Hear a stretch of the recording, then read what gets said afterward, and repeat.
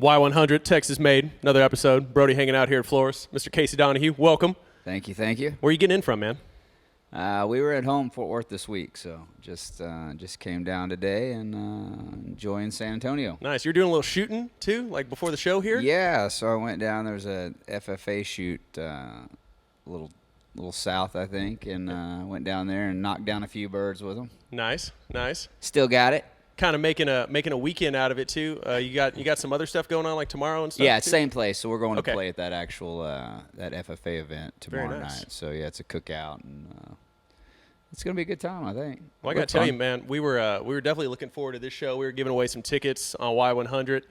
We got the new Texas Made show that we do Sunday nights. A lot of Casey Donahew in there. For folks that have not come to see you, though, man, I've seen you a couple times at Cowboys. Saw you it must have been like a decade ago, I think, at Oyster Bake. You always kill it. I'm going to tell you right now, your band, y'all have got to be one of the best bands in Texas, no doubt. What can folks expect from a Casey Donahew show, though, if they've never seen you live? You know, a lot of energy. You know, we were, we've been doing this almost 2 decades now, so you got to do something to get people to want to come back and want to see you again, you know, more than once. And so we've always taken a lot of pride in our live show, entertaining people, getting the crowd involved. And, you know, I want people to have a good time and feel like they got their money's worth. Absolutely. And, you know, something for folks that have not seen you live that are maybe not as familiar with your music, you know, I want people to know, like, your story and everything like that because they hear the songs more and more on Y100.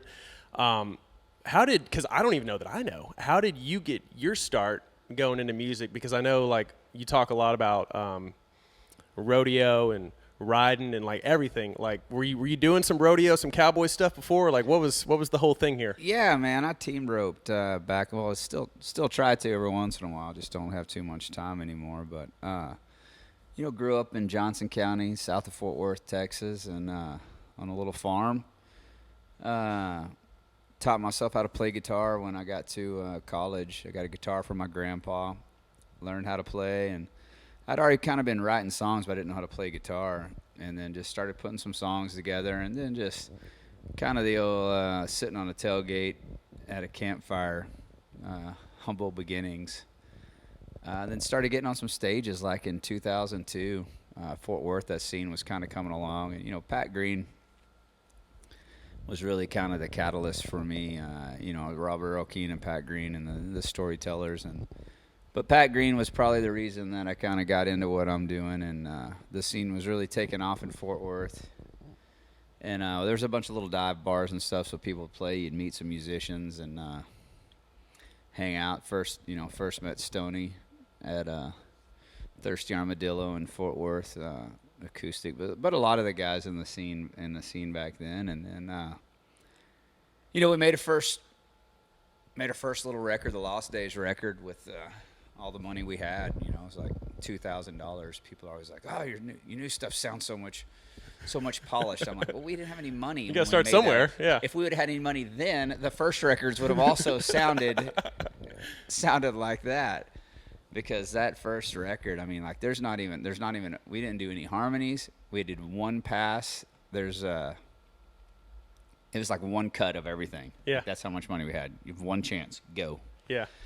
And Just raw. Yeah, just it's just as simple as it gets. And we put that out. We were traveling, and, you know, really, back then, it was Myspace was the was the big move. I think Tom's still around. No. Is it, man? They should bring put this out. This is official. Myspace was the greatest social media site of all time. Never be duplicated. Maybe Elon Musk can buy that and then. Man, if we could get, that's what we need. We can move it down here to Texas as well, Yeah. right? Yeah. We got some land for it. But MySpace was such a great tool. And everyone was getting on it, but it was really about music, because you had your music playing on the backdrop, and you could see spins and people listening. Yeah. And then you know, we happened to come along at a time when music first started. First started burning CDs, and almost going back to, like, you know, Chris Ledoux days where they'd have you know, mixed tapes.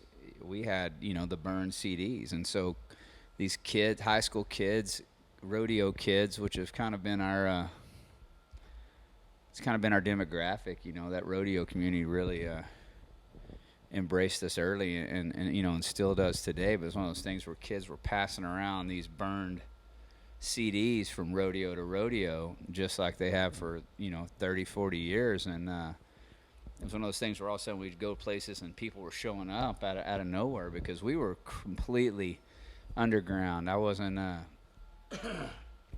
excuse me, I wasn't lucky enough to be Randy Rogers' best friend that day. Well, he was kind of young too, or Ragweeds, or we didn't know anybody. Yeah. We didn't know anyone. We just kind of did everything ourselves. Who else was coming out of the Fort Worth area at that time? Yeah, like Mike Mancy, Joey Green. Coup de Grace was a big band then. Yeah. Ragweed was, gigantic. Pat was gigantic then, but those names jump out. There's several more I'm not thinking of, but it was a pretty good scene. But my wife, who was my girlfriend at the time, kind of took on the role of manager, and we would play the most random places across the state, but people were showing up, and it was just it's one of those things. Every year we would kind of say, well, this was a little better than last year. We'll go another Let's keep year. Going, yeah. We'll go one more year. And then every year kept going. And then, we put out that Casey Donahew self-titled record that had White Trash Story on it. Yeah. And, that was kind of the end of that. We were on our way then, and nice. It was kind of out of nowhere. But we were underground still. Never had a song on the radio. Even that record never had a single that got played at all. Yeah. But we were selling out Billy Bob's off of 2 records that no one even heard. MySpace, burn CDs. Word of mouth, underground. Yeah. And so it was. I've got White Trash Story in our library though too. That's in there. I got Double Wide Dream. I got a lot of those, man. It was a good time, man. It was a really good time for music and Texas music, and there was a lot of opportunity. And it's, it's a different animal today. You know, with just there's so many less venues and so many less opportunities for young bands unless you really get on the internet and make your name on the internet. But to do it organically like we did, maybe those days are over. I don't know. Well, we don't have MySpace anymore, though, too. Do you remember who was in your top 8 back then? If you had to guess. No idea. Tom. Who would you put in your top 8 now if you had MySpace now? My top 8 now. Golly, well, I'd have to put my wife. Okay. Good call. I'd go with her. We'll go number 1. Maybe some of the guys in this room hang it up too. Yeah, for sure. Some of them. God, it'd be hard to pick 8. I'd have to put my kid in there. My oldest kid, my little one. He's not ready for social media, but my oldest kid thinks he's a social media of age. It's guarded. God, top 8. I don't know, man. We have to keep Tom in there still. You can throw Tom out. I think you had to keep Tom in there in those days. I think you can move him. Well, he didn't have to be number 1, but yeah, like it was a good look to have Tom. I think it was like a cheat code or something for MySpace. I don't know. Yeah, I'd have to put Wade Bowen in there so I can make fun of him. There you go. Looked like Bowen Fest was good the other weekend too. Looked like that was really good. We talked with him about that. So it is, man. Wade cracks me up. I've been texting him all day long. He's my favorite person to pick on. Yeah, I can see that. Yeah. Well, he's one of our neighbors too, man. They're just out there. Him and Randy both just out there in New Braunfels. So not too far from here. For sure. We saw Randy back here just a few weeks ago though too, before he did the Grand Marshal thing for the Fiesta where he Parade. got a sash. Well, he was dressed up real nice, and they did have the thing on him, and yeah, man, he was like super excited about that. So still had that sash on. Yeah, got to be sharp though. Got to be sharp. Well, let's talk about the new record, man. Built Different. The title track, we've been playing that once I got the clean version, playing that on Texas Made. But let's talk about Telling on My Heart, especially. That song came out, and it's like, wow. Talk about that one. Man, it really is a good song. So this is a song that Kip Moore wrote. So the backstory is this: Kip Moore wrote this song in like 2011, and this was going to be Kip Moore's first Nashville single. When he got there, this was going to be the song, and then they went a different direction, so they shelved it, and it kind of got shelved. And then me and Kip wrote some songs. We were working on this record, and we wrote a song, and we wrote a song that I love. I'm going to record it. I just hadn't figured out, haven't put it together the right way, but it's a really good song. And we were talking. He's like, man, I've got a song actually a couple of songs. He sent me he's just bombarded me with songs, but he's like, this is special. And he sent it to me, and it's actually been kind of an ordeal because we couldn't figure out who even owned the publishing on. Okay. Like, he didn't even know who his publisher was then. So Yeah. it was like 40 emails of backtracking to 2011, 12 to try to figure out who owned Kip Moore's publishing at that time. So, but man, it's such a good song and a love song, and man, it came out great in the studio, and it's one of those ones where I don't fancy myself much of a singer, but that song, that's about as much as I can push these country western vocals is that song. Okay. Well, the fact that too it's from 2011, and y'all were able to get a hold of that Right. from that time period, man, and then I mean today though too, like you don't think like, oh, this is an old song, like it sounds now. Oh yeah, for sure, man. Right when I heard it, I'm like, this is a good song. And he's like, record it, and I said, yeah, it's already getting recorded. So sorry if you want to take it back, it's not happening. It's mine now. It's mine. Well, dude, there's been a lot of good songs. Like I try to spend a lot of time as much as I can. And still do my job correctly out, in the honky tonk and everything. And like Queen for a Night had been out for a while, and like that's like a must play. Like if you go somewhere and they're not playing that, yeah, like, man, they that's are a great up. dancing song too. Like, I mean, that's what I love. I still love to see people get out there and two-step a little bit, and so you run out of those kind of songs. So it's always good to put a couple out every once in a while, let people get a dance groove on. Absolutely. Always good to hear a lot of Casey Donahew when I'm out, and even like when I'm DJing and stuff too. Like, gotta play it. What's coming up next this year, man? Like, what else is on the radar? You got the new record out. What are you looking forward to? Man, we got a good summer, man. There's a lot of cool shows. We're gonna be on the road doing the festivals and stuff all summer. And man, to be honest, I mean, I've got a whole nother record finished. Like, I haven't recorded it, but it's wrote, and I think it's one of those things like, man, I think this might be good. So, kind of need to sit down and look that out. But I have a feeling I'm gonna hit the studio and get on the gas again. Seems like a lot of our Texas guys, now you included, obviously, got a lot that you've just been kind of stockpiling. Right. So I feel like that's very good, like moving forward for Texas as a whole. A lot of our key guys, a lot of good stuff coming out. Well, now it's just, everyone wants something now, and then, I don't know how to put out music anymore. You put out a whole record. I feel like I'm a whole record kind of a guy. People want to do the EPs or put out singles, and that's probably the smart financial way to do it, but I just think there's something cool about putting a collection of songs out that are all part of a record. It's just something entrenched in me. Not saying I won't just put out singles next year, don't hold it against me, but I do love just making a record. Always go back to burning CDs, man.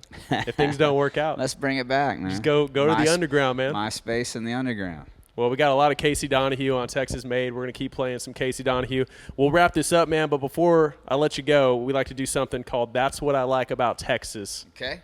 The top 3 things you like about Texas. Casey Donahew edition. Golly, 3 is hard to do. Easier than 8. Man, no kidding. It's hard hitting questions, man. I love how much people love Texas. I love how much Texans love Texas and the pride that people have in Texas. If you travel a whole bunch like I do across the country, then what you'll really love is Mexican food in Texas as well. And get the best kind here. It's always the best here. You man, go somewhere else, it's not the same. It's not the same, dude. And what else is not the same is tea and sweet tea. So, which brings me to my people. What drives me a little up. You want to get into something? Yeah. Okay. There's tea, and there's sweet tea. Yeah. But there's no such thing as unsweet tea. Okay. It's just tea. Right? How would you unsweeten the tea? Now, if you took sweet tea, it doesn't start off and sweet you unsweetened naturally. it, Yeah. it would be unsweet tea. But there's tea, and there's unsweet tea. But up north, not to get off point, they don't brew their own tea. Like in Texas, everybody brews tea. Yeah. You go to any of these places. What do they do right up here. north? I don't know. It's like the stuff you buy at the grocery store where it's already pre-made, and maybe it's brewed at one time, or it okay. comes like out of a fountain, like a bar top will pour tea out of a. Wow, it's not good. That doesn't seem right at all. It's not good. How do you like your tea? Well, I like sweet tea. Okay. But I like to sweeten my own sweet tea. What? Yes. There's no unsweet tea. Is there a favorite place you like to go to get sweet tea? Not a trick question. Not a trick question. There's a little cafe called the Alito Diner by where I live, who still has like the old school chalkboard menu and chicken fried steaks for lunch. Soup du jour. What is that? Soup of the day. Yeah, and their sweet tea's pretty on point. They do it just right. Just right. So the tea, the Mexican food, and how much people love Texas. I love it. Dude, I like it. Well, Casey, thanks for the time, brother. Thanks, man. We'll talk again real soon. See you guys. Casey Donahew on Y100, Texas Made.